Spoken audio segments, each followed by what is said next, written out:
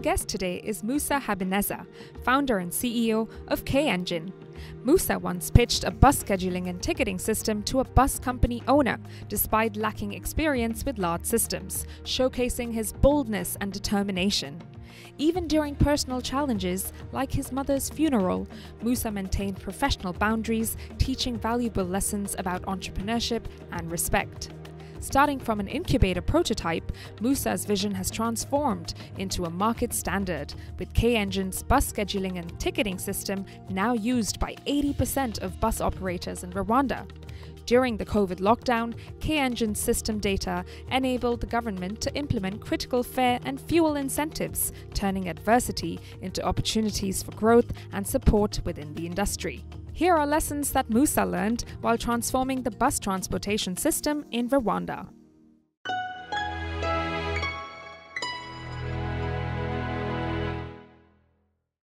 Have you ever found yourself in a situation where the only thing on your mind is, how did I get myself here?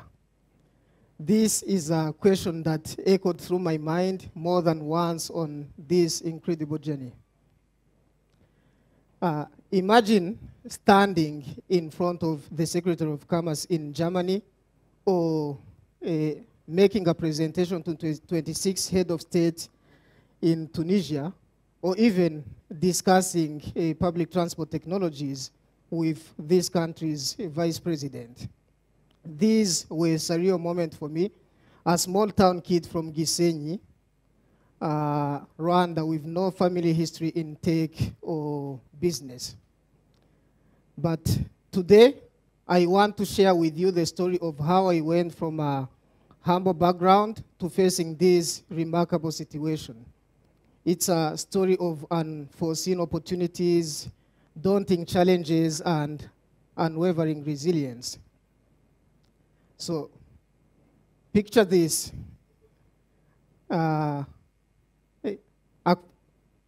Picture this, a small town called Gisenyi, nested in the western province of Rwanda. This is where my journey began, with my parents who hadn't received formal education, but believed fiercely in the power of knowledge. Despite their lack of schooling, my parents encouraged me and my siblings to pursue education through their small trade. They worked tirelessly to ensure that we had what we needed for a normal life. Fast forward to the day I completed my undergraduate studies. This felt like a distant dream in the landscape of my upbringing. But little did I know, it was just going to be the beginning of an extraordinary adventure. In 2012, a high school friend of mine introduced me to Mr. Evode. So, Mr. Evode is a prominent owner of a bus company in Rwanda, but little did I know that this introduction was going to change the course of my life. Now, Mr. Evode, hearing that I was an IT guru, this is a title I have to grow into, but my friend had to introduce me somehow. He simply said, I want you to develop a corporate website for me and my company. This is something I had been doing before, so I dove in head first. He was happy quite with what we did, and soon after, he pointed out to the manual ticketing system in his offices. They used to write the ticket on paper, and he said, I want you to develop a bus ticketing and scheduling system for us and replace this one. Here I was faced with a challenge I had never encountered before. But despite my lack of experience with large systems, I saw this as a once-in-a-lifetime opportunity. I knew very well that where I come from, opportunities like this were rare. So without hesitation, I said, yes, Mr. Evode, we will definitely do this. Armed with determination, only determination and sheer will, we went to Alibaba and acquired a POS device. This is 2012. And I had to go to K-Lab. It's an incubation we used to belong to, and then list two of the colleagues who shared the same vision. So together we set out to turn this ambitious idea into a reality. Our first prototype was ready by January 2013. However, when we went to the market, we discovered that the POS we had acquired from Alibaba, a cheap device, couldn't handle the demands of real-world usage. So it was a setback.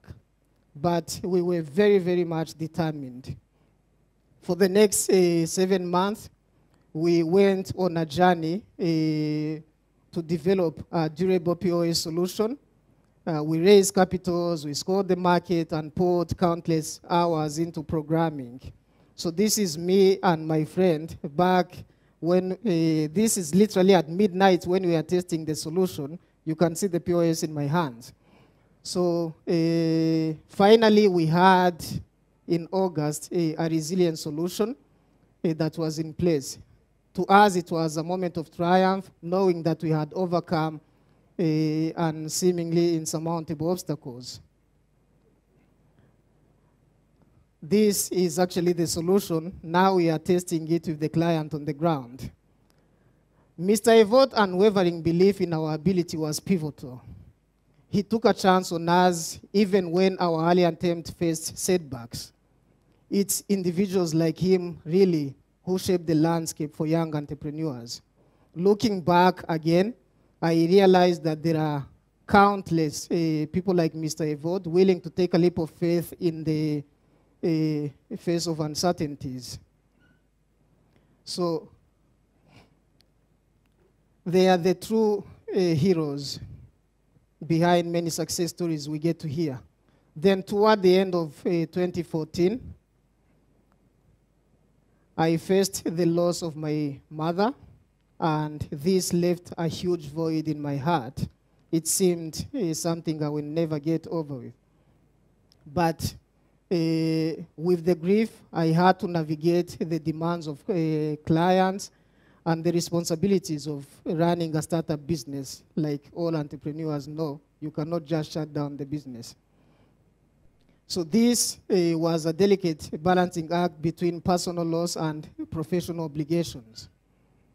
This experience taught me the human side of entrepreneurship. It reminded me that behind every business decision, there are real people with real emotions and challenges. The years that followed were not without their trials. I decided to go and acquire more knowledge. I went to pursue my master's degree in Japan.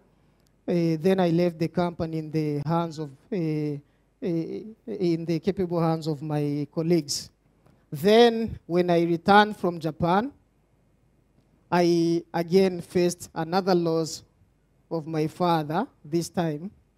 So, and for some reasons, my colleagues who we were together in the company decided that they were going to go into other ventures, so they left. It was a period of uncertainty and upheaval. So to keep the business afloat, I had to buy back the stakes and address client dissatisfaction. It was more of a period of reinvention and resilience. Looking back again, in 2017, one of the leading ITS companies, Rwanda, considered acquiring our company. I took this as a validation of our work and dedication to innovation. While the acquisition didn't get through, we maintained a positive relationship with this particular company. And this relationship later on became the foundation for a successful partnership. And this partnership propelled us, by the time I returned, from just having a few remaining clients to nearly dominating the market by the end of 2022. So it was a period of transformation, collaboration, and success. This is how I looked at it. Then, this is the partnership we had. In 2000, this is me and my partner companies. So in 2020, again, we know the world faced a seismic shift with the COVID-19 pandemic. Major activities came to a halt, including the public transport. But when the operation resumed, the government decided to use our system data for fare and fuel incentives. This was a recognition of the value of our technology in navigating challenging times. Now, looking back on this journey, it is outstanding how something born out of necessity became an industry standard. What started as a challenge from Mr. Evode to me became an integral part of the public transport sector in Rwanda. By that time, it was already beyond me and my capacity. I am immensely grateful for people like Mr. Evode, who took a chance on young entrepreneurs with big dreams. Being an entrepreneur is not just about the successes. It's about the unexpected turns, the trial, and the ultimate triumph. It's about learning how to navigate the stormy seas while holding onto your vision. So the next time you find yourself in a moment thinking, how did I get here? Remember, it might just be the start of an incredible journey. Embrace the challenges, cherish the victories, and never, ever, ever underestimate the power of resilience. Thank you very much.